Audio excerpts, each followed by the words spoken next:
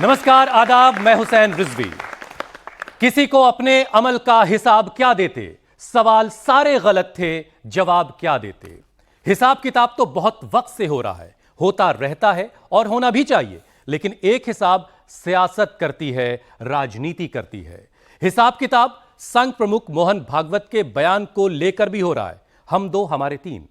1 दिसंबर को नागपुर में कठाले कुल सम्मेलन था, जिसमें संघ प्रमुख भी शामिल हुए। इस दौरान उन्होंने भारतीय कुटुंब और जनसंख्या को लेकर अपनी बात रखी। उन्होंने बताया कि देश की जनसंख्या नीति 1998-2002 में तय हुई और इसके मुताबिक जनसंख्या वृद्धि दर यानी TFR 2.1 से नीचे नहीं होनी चाहिए, और अगर ऐसा होता है तो जहां होता है वो समाज अपने आप खत्म हो जाता है, नष्ट हो जाता है।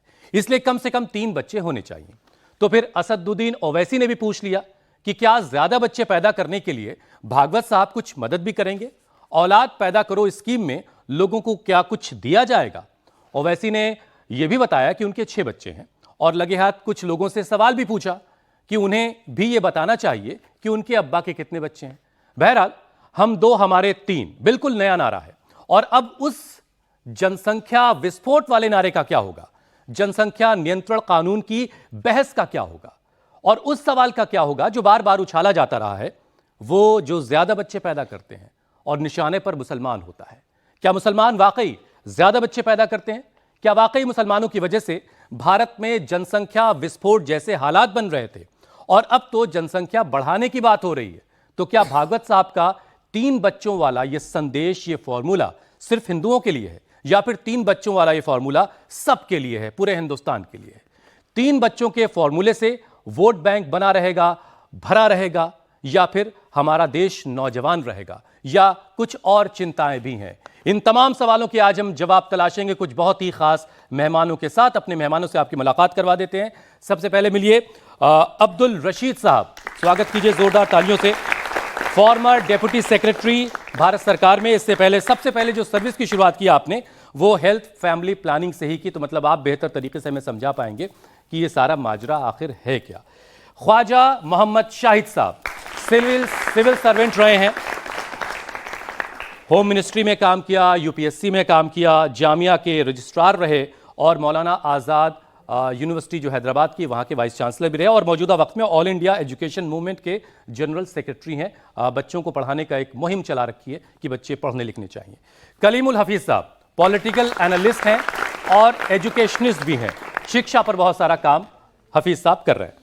हमारे एक और मेहमान जावेद आलम खान साहब, सीनियर इकोनॉमिस्ट हैं आप, executive director institute of policy studies and advocacy. इन तमाम मेहमानों से हम उन तमाम सवालों के जवाब जानेंगे जिसके बारे में मैंने पहले आपको बताया कि आखिर क्या है जनसंख्या विस्फोट की सच्चाई, क्या वाकई जनसंख्या बहुत बढ़ रही थी और अचानक से कैसे घटने लगी, और मुसलमानों पर इसके इल्जाम इतने क्यों हैं। इन तमाम सवालों के जवाब हम जाने, लेकिन उससे पहले जरा भागवत साहब को सुनते हैं कि वो क्या कह रहे हैं, किस कॉन्टेक्स्ट में कह रहे हैं और किससे कह रहे हैं। भागवत साहब का बयान सुनिए। संख्येचा उल्लेख झाला, जनसंख्या कमी होते फार चिंता आहे, चिंतेचा विषय आहे। याचं कारण हे शास्त्र, लोकसंख्या शास्त्र जे आधुनिक ते असं सांगतं की 2.1च्या खाली जायला लागलो तर तो समाजच नष्ट होतो, पृथ्वीच्या पाठीवर तो राहत नाही। कोणी त्याला मारेल असं नाही, तो काही नसलं संकट तरी तो समाज नष्ट होतो, पुढे चालत नाही। अनेक भाषा अशा नष्ट झाल्या, अनेक समाज असे नष्ट झाले। 2.1च्या खाली येतं का? आपल्या देशाची जनसंख्या नीती 1998 वगैरे मध्ये ठरली का 2002 मध्ये ठरली, साल माहित नाही मला, पण त्याच्यातही असं सांगतात की 2.1च्या खाली नको। 2.1 म्हणजे 0.1 तर माणूस जन्मत नाही ना कधी, 2 पेक्षा जास्ती पाहिजे, 3 पाहिजे कमीत कमी, असं शास्त्र सांगतं। पण ही संख्या ही याकरता महत्वाची आहे की टिकलं पाहिजे की नाही, टिकलं पाहिजे असं आपल्याला सगळ्यांना वाटतं, कारण ते आपलं आहे।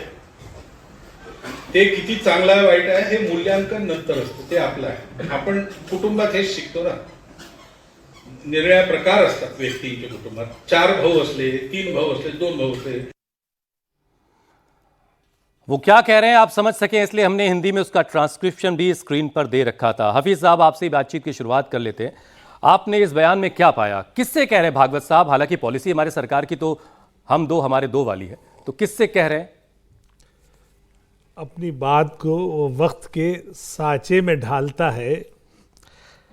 कल बुरा कहता था जिसे आज बेहतर बताता है।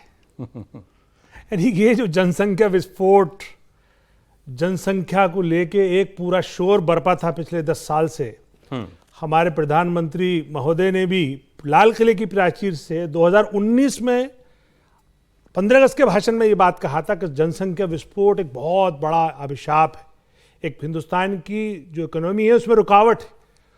और ये जो आज मोहन भागवत साहब कह रहे हैं बात, ये कोई नई नहीं है। ये बात, ये आंकड़े 2021 में ही भारत की नेशनल फैमिली प्लानिंग सर्वे ने दे दिए थे और 23 तक तो प्रदर्शन हो रहे थे, तो जनसंख्या नियंत्रण कानून की मांग हो रही थी। मैं आप ही के चैनल पे बैठकर कितनी बार इस बात को डिफेंड करने पे आया हूं कि भाई मुसलमानों का जनसंख्या विस्फोट में कोई रोल नहीं है। इस जनसंख्या अगर बड़ी भी थी तो इसके पीछे अशिक्षा थी, उसके पीछे गरीबी थी, उसके पीछे स्वास्थ्य सेवाओं का ना होना था। लेकिन अफसोस की बात यह कि पिछले 10 साल तक एक तबका इस ताने को सुनता रहा। आज मुझे खुशी है इस बात की और मैं मुबारकबाद देता हूं भागवत साहब को कि देर से ही सही अकल तो आई, आगे सियासत कैसे सच तो बताया। सियासत कैसे होगी आगे? नहीं, अब सियासत तो देखिए, ये काम तो जाहिर बात है मीडिया भी उसका एक पार्टनर है कि उनके बयान को जो 4 साल बाद दिया है उन्होंने, 4 साल तक उनकी दूसरे पहलू को सही बताता रहा। अब आज वो जो दूसरा बयान दे रहे हैं अब उस पहलू पे लग गया है। मैं सिर्फ इतना कहूंगा कि आरएसएस हमेशा विज्ञान के विरोध में बयान देती है।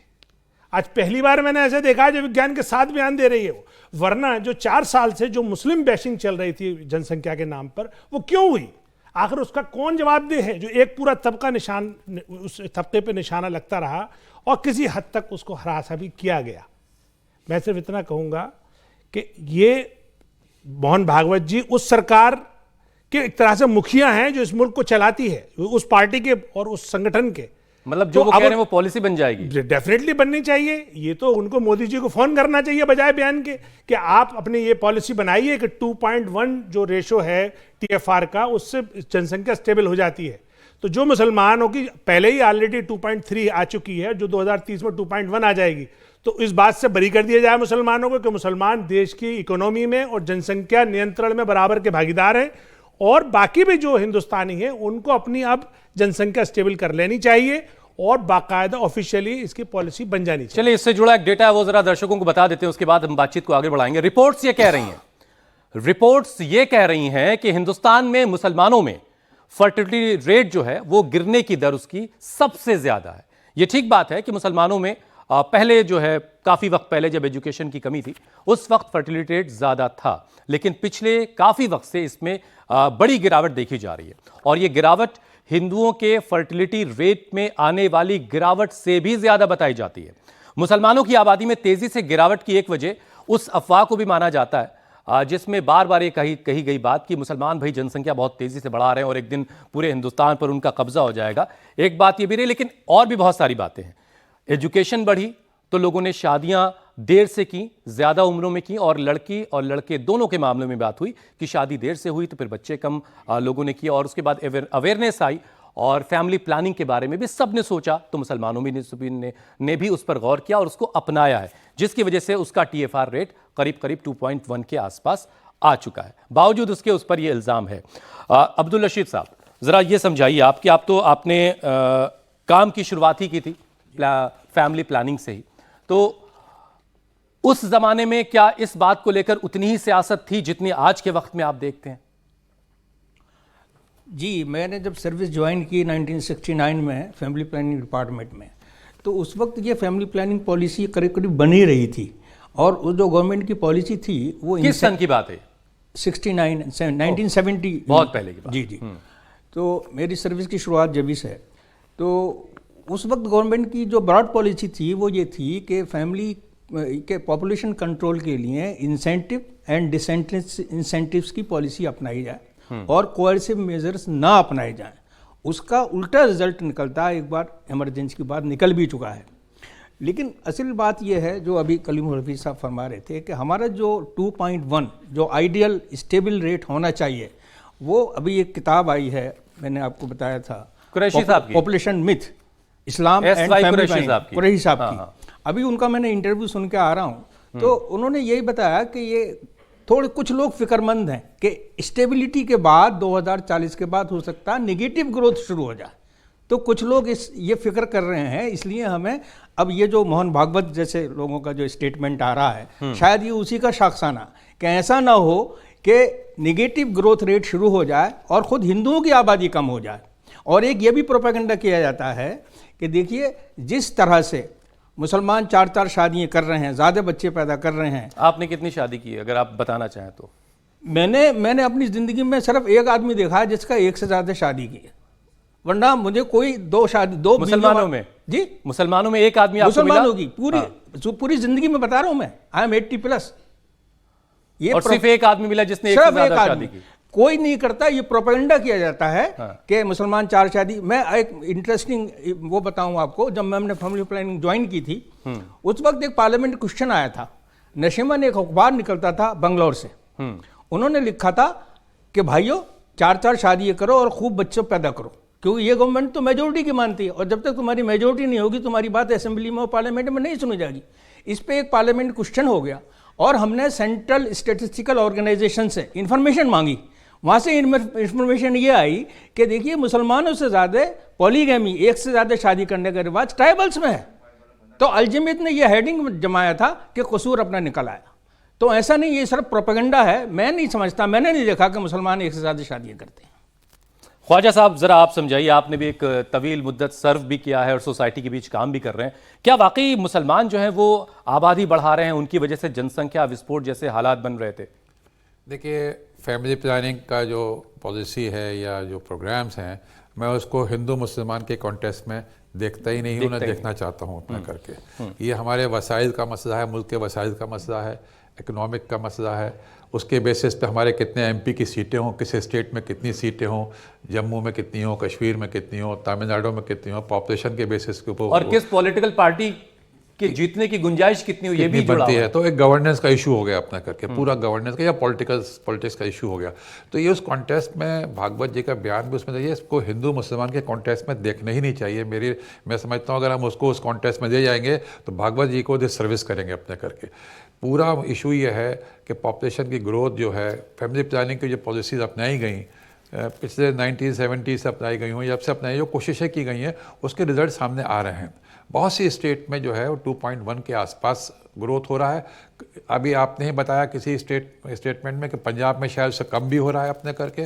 तो जो ये एक साउथ के स्टेट्स हैं, कई स्टेट्स साउथ के स्टेट में है, केरला में है। तो ये सब जहाँ जहाँ तालीम आई है, जहाँ जहाँ इकोनॉमिक ग्रोथ भी अच्छा हुआ है, जहाँ जहाँ और फैक्टर सामने आए, सोशल फैक्टर सामने आए, तो वो जैसे अब कॉर्पोरेटाइजेशन हुआ है 90s के बाद से हिंदुस्तान में लोगों को इतना प्रेशर है जॉब का, इकोनॉमी का, पैसे कमाने का, कि बच्चे शादियां नहीं कर रहे, लेट शादियां कर रहे हैं, एक बच्चे पैदा कर रहे हैं, एक बच्चे भी नहीं पैदा कर रहे हैं। बहुत से कपल्स को मैं जानता हूँ, कहते हैं हमारे पास टाइम नहीं है कि हम बच्चों को देखभाल करें, वो एक बच्चे पैदा।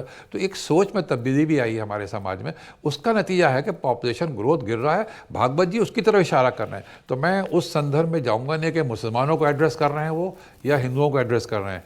ग्रोथ ये अच्छी बात है कि आप उस तरफ नहीं जा रहे, लेकिन उस तरफ बार बार सियासत ले जाती है सोसाइटी को। सियासत तो देखिए अपना काम करेगी। सियासत का तो काम है कि वो लड़ाएंगे, वोट बैंक बनाएंगे, अपना पॉलिटिकल ग्रुप बनाएंगे, मेजॉरिटी माइनॉरिटी की बात करेंगे, तो वो सियासत करेगी और कर रही है जैसे आप कह रहे हैं। लेकिन हमें तो उससे बचना चाहिए ना। हमें उसको अगर हम अपने हर मुद्दे को हिंदू मुसलमान के मुद्दे में कन्वर्ट कर देंगे तो आई एम सॉरी, हम उस सियासत के ट्रैप में फंसते चले जाएंगे, उसी के जाल में फंसेंगे अपने। तो भागवत जी ने बहुत अच्छी बात कही है, हम उसकी तारीफ भी करनी चाहिए। ये मसला, और हमारा एक बड़ा मसला चाइना का सामने आ चुका है, मॉडल सामने है चाइना का, जहाँ एक बच्चे की उन्होंने कोशिश करी। आज वहाँ की पॉपुलेशन एजिंग हो रही है, इतनी एजिंग पॉपुलेशन हो रही है कि वो परेशान। जापान में हालात खराब है, जापान में हालत खराब है, पॉपुलेशन एजिंग हो रही है। तो उनके पास यंग जनरेशन नहीं है जो ग्रोथ को और डेवलपमेंट को लेके आगे बढ़ेगी अपने। तो वो उस पॉलिसी को रिवर्स करने की सोच रहे हैं। कॉलेजेस में, यूनिवर्सिटीज में मैरिजेस की को कल्टीवेट करने की बात कर रहे हैं लोग। वहाँ मैरिजेस को इंस्टीट्यूट को ख़त्म कर रहे हैं, उस देश में ख़त्म कर रहे हैं। अभी के कुछ दिनों पहले अखबार में रिपोर्ट आई है कि चाइना में मैरिजेस को नहीं कर रही, यंग पॉपुलेशन मैरिजेस नहीं कर रही है अपने करके। वो मैरिजेस नहीं जा रहे हैं क्योंकि उनके ऊपर इतना डेवलपमेंट का, जॉब का और ग्रोथ का प्रेशर है कि वो मैरिज के सिचुएशन में नहीं जा रहे। तो वो एक सोशल फिनोमेना इशू बन रहा है बहुत बड़ा चाइना में। तो उस वन चाइल्ड पॉलिसी को उन्होंने सीरियसली रिवर्स करने की कोशिश करी है, जबकि हम आज चाइना से आगे बढ़ गए पॉपुलेशन में। हम नंबर 1 है पॉपुलेशन में चाइना से अपने करके।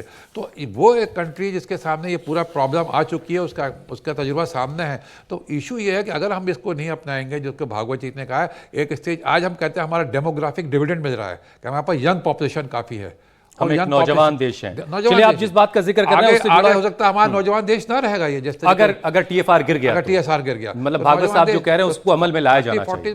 तो उसको देखते हुए पॉलिसी इंटरवेंशन करना जरूरी है। भागवत जी की बात को सरकार को सीरियस लेना चाहिए। इसको ऐसे नहीं देना चाहिए कि सरकार की पॉलिसी से खिलाफ भागवत जी बोल जाएं। भागवत जी सरकार को हिंट दे रहे हैं, एक सलाह दे रहे हैं, मशवरा दे रहे हैं, आप इसको गौर करिए और इसको रिवाइज करिए। अब जरा सा आप जान लीजिए, पूरी दुनिया में हिंदुस्तान की पॉपुलेशन सबसे ज्यादा है, 1.45 145 करोड़ से ज्यादा। दूसरे नंबर पर चाइना है 141 करोड़ के आसपास। तीसरे नंबर पर यूएस है, अमेरिका है। चौथे नंबर पर इंडोनेशिया और पांचवें नंबर पर पाकिस्तान की पॉपुलेशन है तकरीबन 20 करोड़। पूरी दुनिया में 17.78% जो टोटल पॉपुलेशन का हिस्सा है वो हिंदुस्तानियों का है, और पाकिस्तान की अगर आप देखेंगे तो 3.08 के आसपास आता है। लेकिन जब भी जनसंख्या की बात होगी तो बात इकोनॉमी की भी जरूर होगी, जिसकी तरफ इशारा किया भी गया था। जावेद साहब, जरा समझाइए कि जो देश का जो एसेट है, जो संपदा है, सेंट्रल के पास जो पैसा है, वो कैसे डिस्ट्रीब्यूट होता है जनसंख्या के एतबार से। एक सवाल ये भी पूछा गया कि भाई ज़्यादा बच्चे पैदा करने के लिए क्या कोई मदद भी की जाएगी? जी, तो बहुत बहुत शुक्रिया आपका।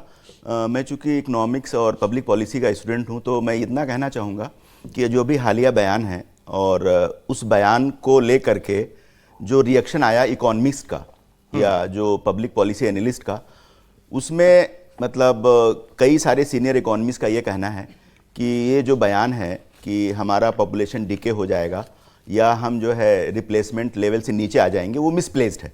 मतलब उसका कोई बहुत ज़्यादा इकोनॉमिक आर्गूमेंट नहीं है। रहा मामला ये कि जो इसका मतलब इकोनॉमिक एस्पेक्ट्स है, जैसे हमने कहा कि हम लोग एक यंग जो है कंट्री है, तो उस पर सरकार को ज़्यादा ध्यान देने की ज़रूरत है कि जो अभी मौजूदा पॉपुलेशन हमारी है उसका कैसे हम अच्छा ट्रेनिंग, कैपेसिटेशन, उसको कैसे हम जॉब से जोड़ें, ये सबसे इम्पोर्टेंट चीज़ है। दूसरा पॉइंट ये है कि जो हमारे इकोनॉमिक मतलब रिसोर्स डिस्ट्रीब्यूशन होते हैं, तो उसके लिए एक फाइनेंस कमीशन करके इंस्टीट्यूशन है, जो कि वो जो भी हमारे पैसे टैक्स या नॉन टैक्स से इकट्ठा होते हैं उसको वो सेंटर जो हमारा केंद्र है और जो राज्य है उसके बीच में बंटवारा करता है और फिर उसको राज्यों के बीच में बांटा जाता है। तो राज्यों की पॉपुलेशन से उनके पैसे तय होते हैं? जी, उसमें वेटेज जो है बहुत सारे क्राइटेरिया को रखा गया है। एरिया है, पॉपुलेशन है, फॉरेस्टेशन है, इकोनॉमिक गैप है, लेकिन उसमें पॉपुलेशन भी क्राइटेरिया है और पॉपुलेशन का वेटेज जो है वो 15% रखा गया है। तो उसको लेकर के जो साउथ की स्टेट्स हैं वो ये कह रहे हैं कि हमने पॉपुलेशन के फ्रंट पे अच्छा काम किया है, लेकिन चूंकि आबादी नॉर्थ के जो स्टेट्स हैं वो नहीं घटा पाए हैं, इसलिए जो वेटेज 15% रखा गया है उसकी वजह से रिसोर्सेज उधर ज़्यादा मोबिलाइज हो रहे हैं और हम लोग उसके लिए पेनलाइज्ड हो रहे हैं। तो एक तरह से ये इकोनॉमिक इशू है, बट पॉपुलेशन जो है, मेरा मानना ये है कि ओवरऑल मतलब अगर 2 से 3 पर बच्चे जाएंगे परिवारों के, तो एक लोड सरकार पर बढ़ेगा, देश पर एक वजन बढ़ेगा। जी ठीक है, इकोनॉमी के एतबार हाँ, नहीं मतलब लोड बढ़ेगा, लेकिन ये प्रोडक्टिव पॉपुलेशन है ना, अगर इसको हम ये बात प्रोडक्टिविटी मतलब हमारा एसेट भी है वो साथ में। और मैं जस्ट एक और आपसे मतलब एग्जांपल के तौर पे ये कहना चाहूंगा कि हमारी इकोनॉमी में जो 3 बड़े सेक्टर हैं, एग्रीकल्चर, मैन्युफैक्चरिंग और सर्विस सेक्टर, अगर हम मैन्युफैक्चरिंग सेक्टर को बढ़ाएं जैसे चाइना ने किया, चाइना ने मैन्युफैक्चरिंग सेक्टर पे ज़्यादा जोर दिया। अब हमारे टोटल जीडीपी में जो मैन्युफैक्चरिंग का कंट्रीब्यूशन है वो कोई 17-18% है। जो बड़ा सेक्टर इनकम जनरेट कर रहा है वो सर्विस सेक्टर, लेकिन उसमें एम्प्लॉयमेंट नहीं है। और अभी जो जहां गुंजाइश है वहां हम पैदा नहीं कर पा रहे हैं। और एग्रीकल्चर को लेकर के हम ज़्यादा इंसेंटिवाइज कर रहे हैं, हमारा यूथ एग्रीकल्चर की तरफ वापस नहीं जाना चाह रहा है। तो हमें कोशिश करना चाहिए कि हमें जो है इंडस्ट्रियलाइजेशन बढ़ाना चाहिए, विथ ग्रीन इंडस्ट्रियलाइजेशन, ऐसा नहीं कहूंगा। लेकिन इकोनॉमी के एतबार से हम तो हमारे 3 वाला फॉर्मूला भी अच्छा है, मतलब ये ऑटोमेटिक स्टेबलाइजेशन होगा, आप उसमें बहुत ज्यादा इंटरफेरेंस नहीं कर सकते हैं, और हम एक डेमोक्रेटिक कंट्री में रह रहे हैं, डिबेट डिस्कशन का इशू है ये। ठीक है, हाँ ठीक है। भागवत साहब ने जो कुछ कहा उसके बाद असदुद्दीन ओवैसी साहब भी सामने आए और उन्होंने जो कहा है वो भी आपको सुनना चाहिए। सुनिए जरा, उसके बाद बातचीत को आगे बढ़ाएंगे। अब मोहन भागवत को कहना पड़ रहा है कि बच्चे ज्यादा पैदा करो।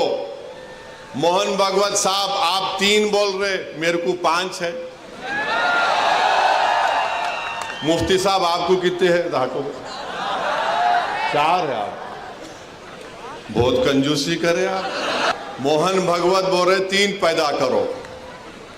ऑर्गेनाइजर आरएसएस की एक मैगजीन है तायीद करने वाली, अक्टूबर 2021 को ऑर्गेनाइजर मैगजीन ने लिखा कि मुसलमानों की आबादी बहुत बढ़ रही है, इसको कम करना चाहिए।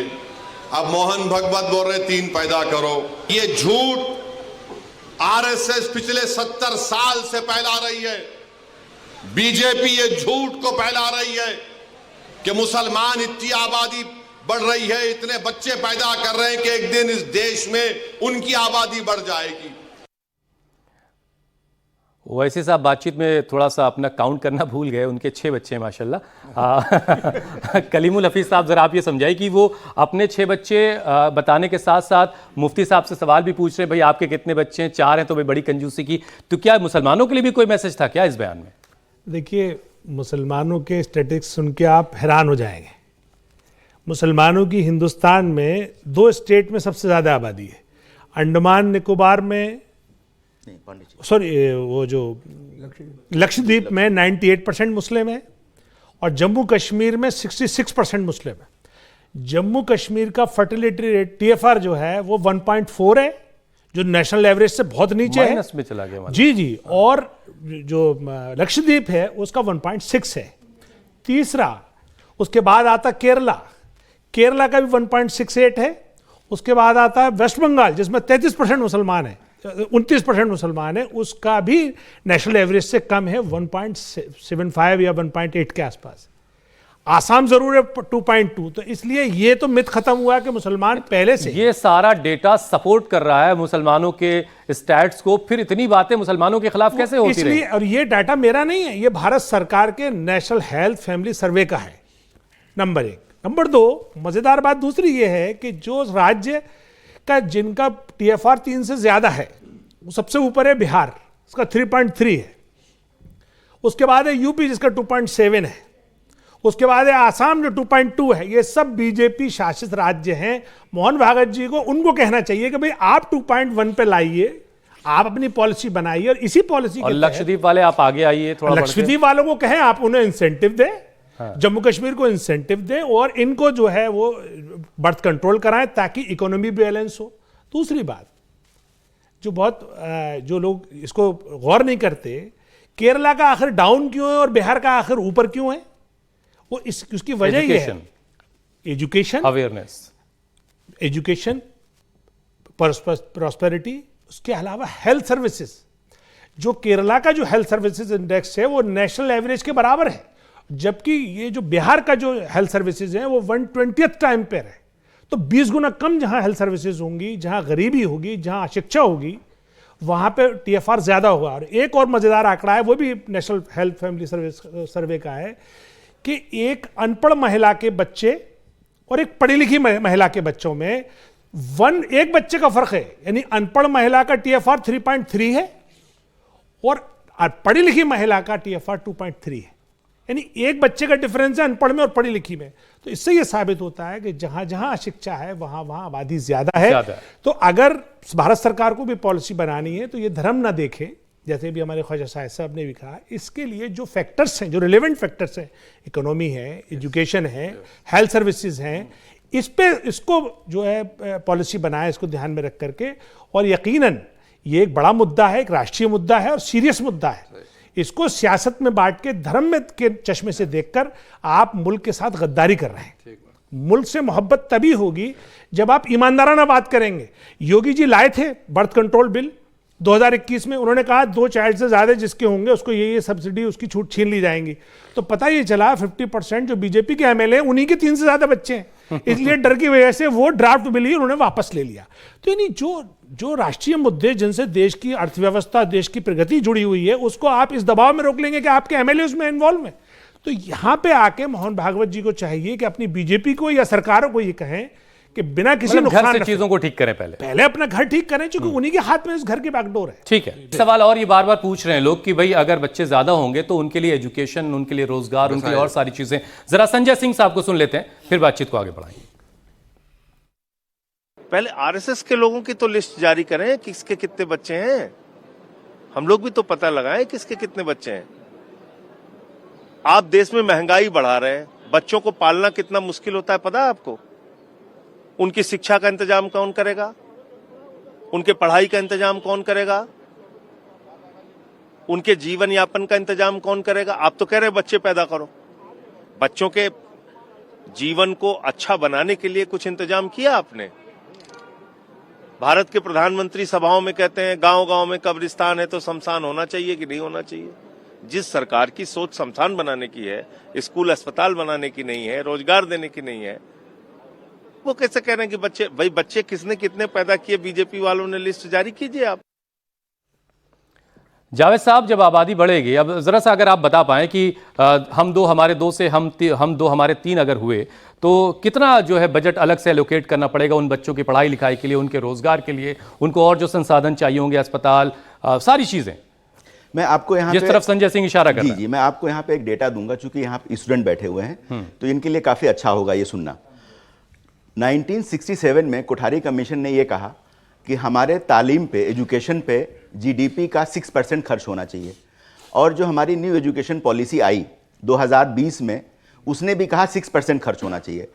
अब अगर बच्चों को एक क्यूरियोसिटी होगी कि कितना खर्च हो रहा है, सरकार पैसा कितना खर्च कर रही है, हम सिर्फ जीडीपी का 3% खर्च कर पा रहे हैं, 50% पे आ गए। 50% पे आ गए। अब हेल्थ पे आते हैं, जो बड़े इदारे हैं, इंस्टीट्यूशंस हैं, WHO या दूसरे जो हेल्थ पे काम कर रहे हैं, उनका ये कहना है कि हेल्थ पे कम से कम 3% ऑफ जीडीपी खर्च होना चाहिए। अब आपके दिमाग में फिर ये सवाल आ रहा होगा कि अभी कितनी है? अभी हम हार्डली जो है न्यूट्रिशन और सारे कंपोनेंट को जोड़ करके 2 भी नहीं पहुंच रहे हैं, 1.25 के आसपास है। तो जो सबसे बड़ा सवाल ये है कि जो यंगस्टर्स है उसको ये कहना चाहिए कि जो ऑलरेडी पॉलिसी कमिटमेंट है पब्लिक स्पेंडिंग या खर्चे को लेके या बजट को लेके, पहले सरकार उसको तो पूरा करे। इनमें कितने ऐसे बच्चे होंगे जो स्कॉलरशिप नहीं पा रहे होंगे, जिनको बहुत जरूरत होगी स्कॉलरशिप की। स्कॉलरशिप का जो अमाउंट है वो बहुत ही थोड़ा है, 1000 रुपए भी महीने का नहीं है। उसके अलावा एलिजिबिलिटी क्राइटेरिया आपने इतना सारा बना रखा है। तो मेरा मानना यह है कि सरकार जो है वो लोगों की ज़िंदगी में आसानियां पैदा करे, लोगों को रोज़गार से जोड़े, जो हमारी मतलब एजुकेशन पे स्पेंडिंग है उसको बढ़ाए। उसको स्पेंडिंग अगर बढ़ाएगी तो अच्छे इंस्टीट्यूशन खुलेंगे। प्राइवेटाइजेशन में लोग जो है हाई जो है फीस दे रहे हैं प्राइवेट कॉलेजेस और इंस्टीट्यूशन की वजह से, जो प्राइवेट हेल्थ केयर है उसकी वजह से लोगों पे बर्डन बढ़ रहा है। मतलब तो ये भी हुआ कि भागवत साहब पहले ये कहते कि भाई एजुकेशन का बजट बढ़ाइए, हेल्थ का बजट बढ़ाइए। बिल्कुल उस पे तो भागवत साहब को भी कहना चाहिए, और जो हमारे ये नौजवान बैठे हैं इनको ये मुद्दा जो है इलेक्शन में लाना चाहिए कि आप अगर हमसे वोट मांगने आ रहे हैं, हम 18 साल के। चलिए इन नौजवानों को शामिल करते हैं इस बातचीत में। भाई आप लोगों के पास कोई सवाल है तो अपने सवाल तैयार करिए और मुझे अपना नाम बताइए। और सवाल किसके पास सवाल है भाई? नाम बताइए और सवाल छोटा सा। सर मेरा नाम शुभम राय है और सर मेरा सवाल ये है कि सर मुस्लिमों की आबादी बढ़ने के कारण इलीगल इमाइग्रेशन भी तो हो सकता है सर, जो सर कहते हैं कि बांग्लादेश से हो रहा है। मतलब मैं उस पे इनका शुभम का जवाब दूंगा। माइग्रेंट्स आ रहे हैं सीमा पार करके। इसका जावेद साहब जवाब देंगे, मैं बता दूं इसके आंकड़े जो हैं इसके खिलाफ है। माइग्रेशन का कितना परसेंटेज है और जो नहीं, उस पे एक सवाल तो ये पूछा जाता है ना कि होम मिनिस्ट्री के पास सारे बॉर्डर नहीं, वो भी सारे बॉर्डर की बात है। और ये जो बॉर्डर स्टेट हैं, बंगाल है या आसाम है, बांग्लादेश की तरफ जा रहा हूं मैं, अगर पाकिस्तान की तरफ से तो पूरा बॉर्डर सील किया हुआ है, हमने सील किया हुआ है, पूरा बॉर्डर सील है, फेंसिंग की हुई है पूरा बॉर्डर पाकिस्तान वाला। तो अपना इधर का बॉर्डर सील नहीं है, इतना बांग्लादेश का बॉर्डर सील नहीं है। तो माइग्रेशन का इम्पैक्ट जो है वो मुश्किल से 0.1% भी नहीं होगा पूरे इम्पैक्ट पे अपना करके, नहीं बहुत मिनिमल जिसको बात। तो ये मुद्दा ऐसा नहीं है, ये वही मुद्दे हैं जो पॉलिटिकलाइज करके आप लोगों के जहन को, हम लोगों के जहन को खराब करने की बात की जा रही है। वैसे साहब ने कह दिया कि मेरे 5-6 बच्चे हैं, उस सोच को आप नेशनल सोच में मत कन्वर्ट करिए, उस सोच को पूरे समुदाय पर मत कन्वर्ट करिए। वो सोच अगर किसी एक बंदे की अगर है और वो पूरे आंकड़े बता रहा है, एस.वाई. कुरैशी साहब की किताब का भी आपके सामने हवाला किया, आप जिन बच्चों के माइंड में शुबा हो वो किताब पढ़िएगा आप लोग, पढ़िए। वो उन्होंने उसका एक्सट्रैक्ट जो है हिंदी में भी निकाला है। तो उन्होंने पूरे जो दिल्ली यूनिवर्सिटी के एक वाइस चांसलर से बात करके पूरे दिनेश यूनिवर्सिटी के वाइस चांसलर से बात करके पूरे बताया कि सैकड़ों साल तक ये नहीं हो सकता कि मुसलमानों की पॉपुलेशन इतनी बढ़ जाए कि वो हिंदुओं से आगे बढ़ जाए, सैकड़ों साल। और कोई सवाल किसी के पास? नाम बताएं और जल्दी से सवाल। हाँ, मेरा नाम जाबिर हुसैन है। ये पॉलिटिशियन जो ऐसे बयान देते हैं कि 2 से नहीं 3 करना चाहिए, शादी कोई और करते हैं, उनके हस्बैंड वाइफ कोई और होते हैं और ये बताते हैं कि 2 से 3 करना चाहिए। जितने इतने पॉपुलेशन हो गए हैं, जो इतने बच्चे हैं जो पढ़ रहे हैं, उसके देखभाल के लिए, उसकी अच्छी तालीम के लिए क्या? अच्छा सवाल, बहुत अच्छा सवाल, बहुत अच्छा सवाल है, कमेंट है। नहीं, बहुत मतलब सवाल भी है और वो जवाब भी, दोनों ही है। बिल्कुल आपने जो कहा सही बात है। वो पॉपुलेशन बढ़ाने से ज्यादा हमें रिसोर्सेज को, खासतौर से एजुकेशन, हेल्थ और इकोनॉमी पे काम करना चाहिए, ताकि जो लोग मौजूद हैं, जो यंग्स हैं, उनको कम से कम रोजगार मिले, शिक्षा मिले और स्वास्थ्य सेवा मिले। लेकिन जिनके बच्चे नहीं हैं वो भी मशवरा दे सकते हैं, वो भी दे सकते हैं। ऐसी बात नहीं है कि वो मशवरा नहीं सकते, नहीं दे सकते। तो जो इनके बच्चे हैं वही मशवरा देंगे। हो सकता है जिनके नहीं है वो ज्यादा सही सिचुएशन को समझ सकते हैं। जैसे मेरे नहीं है और मैं बच्चों पर बात कर रहा हूँ, डिबेट कर रहा हूँ। सर मेरा नाम तनुष है। मेरा क्वेश्चन ये है कि जैसे भागवत सर ने कहा हम 2 हमारे 3, तो ये महिलाओं पर किस तरह इम्पैक्ट करेगा? ये सामाजिक दबाव भी तो पड़ेगा। ये बहुत एक बड़ा अच्छा सवाल है। बहुत सही जवाब है। और देखिए, महिला इसमें की फैक्टर है। महिलाओं को बिना कॉन्फिडेंस में लिए हुए हमारे बहुत सारे पॉलिसीज बनती हैं। हाँ। मैं समझता हूं, जैसे मैंने पहले बताया, कि एक अनपढ़ महिला और एक पढ़ी लिखी महिला के प्रजनन दर में 1 बच्चे का फर्क है। इसलिए जरूरी है कि जो बीमारू स्टेट जिनको कहा जाता है, खासतौर से उत्तर प्रदेश और बिहार, यहाँ पे तो रिवर्स मामला है। यहाँ तो अभी बर्थ कंट्रोल करना है, क्योंकि यहाँ पे ऑलरेडी बैकवर्डनेस है, अभी शिक्षा का वो स्तर नहीं आ पाया, वो स्कूल नहीं है, कॉलेजेस नहीं है, और ऊपर जब हम और जनसंख्या बढ़ा देंगे तो इस बयान को भी अगर हमें देखना है, मोहन भागवत जी को पॉजिटिवली भी देखना है, तो ये इन पे नहीं लागू होगा, बिहार पे, उत्तर प्रदेश पे, असम पे लागू नहीं होगा। इस पे तो रिवर्स अभी करना पड़ेगा। हाँ, रेस्ट ऑफ इंडिया पे भागवत जी का बयान लागू हो सकता है, लेकिन अगेन आपको फैमिली प्लानिंग के लिए आपको एक स्टडी की जरूरत है, और उसमें महिलाओं का एस्पेक्ट बहुत इंपॉर्टेंट। तो एक मिनट पीछे एक खातून से पूछिए, आधी आबादी का जो हिस्सा उनका सवाल आना चाहिए। नमस्कार सर, हिमिका नाम है मेरा। सर आपने एजुकेशन की बात की थी, तो मैं उससे रिलेटेड क्वेश्चन पूछना चाहूँगी कि जहाँ जनरल वालों के बच्चों के 99% आ रहे हैं, उनको मनचाही सीट नहीं मिल रही, अदर कास्ट में अगर 68% सीट भी आ रही है तो उनको अपनी मनचाही सीट मिल रही है, सर ऐसा क्यों? ठीक है, आपके बगल में एक और बच्ची हुई है। हाँ, और सवाल ले लीजिए। मेरा क्वेश्चन ये, अभी तो अगर सरकार देखा जाए तो यंगस्टर को पहले डेवलप करना चाहिए। हाँ। उन्हें बढ़ावा देना चाहिए, ना कि अभी पॉपुलेशन को बढ़ाने के उस पर ध्यान देना चाहिए। वही बात घूम फिर करके आ गया। चलिए आप भी अपना सवाल पूछ लीजिए। सही बात करें आप। सर मेरा नाम जितेंद्र कुमार है। मेरा सवाल ये है कि इन रियलिटी पॉपुलेशन तो विस्फोट हो रही है, हम नंबर 1 पे आ गए हैं, तो इस पे इसका जो असर सीधा एम्प्लॉयमेंट। अच्छा, अभी ये समझ नहीं पाए हैं कि हम अभी भी जनसंख्या विस्फोट समझ रहे हैं। ये जरा समझाइए इनको कि जनसंख्या विस्फोट हो रहा है कि नहीं हो रहा है। इतना विस्फोट हुआ है मीडिया में कि सारे बच्चों के जहन में भी विस्फोट भरा हुआ है। सच्ची बात ये है कि जो लेवल हमें पूरी पॉपुलेशन को नहीं, वो बच्चा असल में इस तरीके से देख रहा है कि हम दुनिया में सबसे ज्यादा आबादी वाले देश हैं, हमने चाइना को पीछे छोड़ दिया है। वो तो है। जी हाँ, बिल्कुल है। क्योंकि चाइना, जब हम आजाद हुए तो उस जमाने में चाइना 55 करोड़ था, हम 33 करोड़ थे। आज हम चाइना को सरपास कर गए, क्योंकि बीच में जो हमारी पॉलिसीज रही या हमारा जो व्यवहार रहा, उसमें जनसंख्या बहुत तेजी से बढ़ी। लेकिन अब हम लकीली हम उस स्टेबल पॉइंट पर आ गए, उससे थोड़े नीचे हो गए। तो अब वो वरी नहीं है हमारी। अब वरी ये है कि हम कैसे अपनी लाइफस्टाइल को इम्प्रूव करें, और जो हमारा जो इस वक्त यूथ है, हिंदुस्तान दुनिया में सबसे ज्यादा यूथ इंडिया में है। अब कुछ दिन के बाद ये बुजुर्ग हो जाएगा, 30-35 साल के बाद हमारे यहाँ बुजुर्गों की संख्या बहुत ज्यादा होगी। ठीक है, वो तो जो अभी सरकार को चाइना में दिक्कत हो रही है, जो जापान में दिक्कत हो रही है, उसकी हो रही है। अब चूंकि वक्त जो है वो धीरे धीरे खत्म हो रहा है, इसलिए एक फाइनल कमेंट लेते हैं शायद साहब। इनका जवाब थोड़ा सा, विस्फोट का जो है ना, overall number of population number तो बड़ा है, लेकिन जैसे कि आपको आंकड़े बताया गया, इसको रीजनल बेसिस पे भी आप एनालाइज करके देखिए कि आसाम में कितना है, बिहार में कितना है, तमिलनाडु में कितना है, तब आपको मालूम होगा कहाँ बढ़ रहा है, कहाँ कम हो रहा है। तो पॉलिसी फ्रेमवर्क को अक्रॉस द इंडिया एक सी नहीं बनानी पड़ेगी, रीजनल बिजनेस बेसिस को देखते हुए हमें पॉपुलेशन कंट्रोल के प्रोग्राम को, पॉपुलेशन प्लानिंग के प्लान को बनाना पड़ेगा। उसमें इकोनॉमिक फैक्टर बहुत इंपॉर्टेंट है, गवर्नेंस के फैक्टर इंपॉर्टेंस है, उसमें एजुकेशन हेल्थ के फैक्टर इंपॉर्टेंट। तो इसलिए और ये अब अगर यंगर पॉपुलेशन हमारी होगी तो हमारी एसेट भी होगी, इसको हम एसेट भी मानते हैं। दुनिया भर में हमारा डायस्पोरा काम कर रहा है, उसको हम एसेट मान रहे हैं। तो इससे घबराने की बात नहीं है अगर पॉपुलेशन अगर बढ़ रही है। ठीक है। रशीद साहब, अब एक फाइनल कमेंट मुझे 1 मिनट में आपका चाहिए। सरकार इस बयान को कैसे देखेगी? क्या कुछ पॉलिसी में आप बदलाव देख रहे हैं होने वाला है? सर ये तो सरकार ही बता सकती है। आप हिस्सा रहे हैं कभी, इसलिए मैं थोड़ा सा रीड करने की कोशिश कर रहा हूँ। मैं समझता हूँ हमें 3 बच्चे और 2 बच्चों पे नहीं जाना चाहिए। हमें ये देखना चाहिए कि मुल्क के जो रिसोर्सेज हैं उनके लिए हमें आइडियल पॉलिसी क्या होनी चाहिए, जो कि अभी तक एक्सपर्ट ने 2.1 जो रिप्लेसमेंट लेवल है वही बताया है।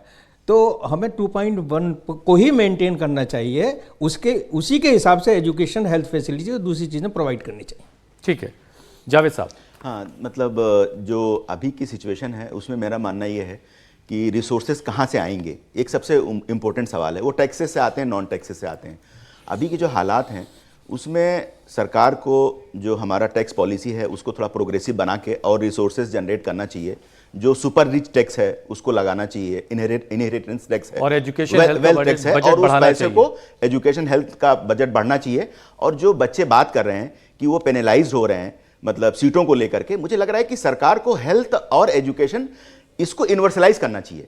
उसमें मतलब जो भी आए उसके लिए एक यूनिवर्सल जो है एक्सेस होना चाहिए, उसमें कोई डिस्क्रिमिनेशन नहीं होना चाहिए। हफीज साहब, इसमें इस बयान में के पीछे सियासत कितनी है? क्योंकि भाई राजनीति हर चीज को अपने तरीके से देखती है, सबको अपना वोट बैंक चाहिए, वोट बैंक हरा भरा चाहिए। तो इसमें ओवैसी साहब किस तरीके से इसको देख रहे हैं और भागवत साहब के बयान को आप कैसे देख रहे हैं? ये बयान 2, 3 और 6 ये बयान पूरी तरह से सियासी है, वरना तो ये रिपोर्ट भारत सरकार ने 2021 में ही दे दी थी। आज आखिर 2024 में क्यों डिस्कस हो रहा है? दूसरी बात, हमारे मुल्क में केरला एक ऐसा स्टेट है जिसने बर्थ कंट्रोल, एजुकेशन, हेल्थ और इकोनॉमी तीनों पे बहुत ही शानदार काम किया है। भले से वो मौजूदा सरकार जो सेंटर में है उसका वो उस पार्टी की सरकार वहाँ नहीं है, लेकिन उससे सीख करके खासतौर से उत्तर प्रदेश, बिहार और आसाम 3 पर वो पॉलिसी लागू करनी चाहिए। मोहन भागवत जी के बयान से इन राज्यों में नुकसान हो सकता है। उत्तर प्रदेश के लोग और ज्यादा बच्चे पैदा करेंगे, वहां और समस्याएं हो जाएंगी। बिहार का ऑलरेडी 3.3 है, अगर और ज्यादा बच्चे पैदा करेंगे फोकस होने की जरूरत है, फोकस होने की, रीजनल वाइज होने की जरूरत है, स्टेट वाइज इसको सोचने की जरूरत है। और ये जो बयान है जहां कहीं फायदेमंद है अगर साउथ में, तो नॉर्थ में नुकसानदेह भी है। ठीक है, ख्वाजा साहब एक आखिरी कमेंट आपका फिर शो। देखिए, पूरा इशू को संदर्भ में मैं ऐसे देखता हूँ कि हमारे अपनी इकोनॉमी को बढ़ाना पड़ेगा। जैसे प्रधानमंत्री कहते हैं हमें दुनिया की तीसरी इकोनॉमी बननी पड़ेगी। अगर हमारा केक बढ़ेगा तो हमारी पॉपुलेशन वो बराबर बढ़ पाएगा, हमारे रिसोर्सेज बढ़ेंगे। इकोनॉमी को बढ़ाना है, हमारे जो डेवलपमेंट के रेट है उसको तेज़ करना है। हमें उसके लिए देश में शांति चाहिए, पीस चाहिए, जस्टिस चाहिए, और दुनिया भर से जो हमारे बाहर के इन्वेस्टर आने वाले हैं उनको लेके आना चाहिए, ताकि रेट ऑफ ग्रोथ हमारा अगर बढ़ेगा तो ये इकोनॉमी का भी इशू है, या जो रिजर्वेशन का भी इशू बच्चों ने उठाया कि हमारे वो भी नहीं रहेगा, क्योंकि सबके पास रिसोर्सेज होंगे, सबको बांटने के रिसोर्स हमारे में। तो इस बार देश को तरक्की की तरफ ले जाना है, ना कि इस किस्म के इशू में फंसाना, हिंदू मुसलमान के इशू में फंसाना, वो एक गलत इशू होगा, मुद्दा होगा। बिल्कुल ठीक बात है। सियासत की मंजिल हुकूमत है, सत्ता है, सरकार है, और इसीलिए सियासत की नजर में सिरों की, हेड्स की कीमत होती है। एक एक सिर वोट की जरूरत है, और अब सिरों में दिमाग हो ना हो, स्याही लगाने के लिए उंगली की जरूरत है, अब हाथों की उंगलियों में कलम हो के ना हो। झंडा उठाने के लिए हाथों की जरूरत है, अब हाथों में अपना नसीब हो के ना हो।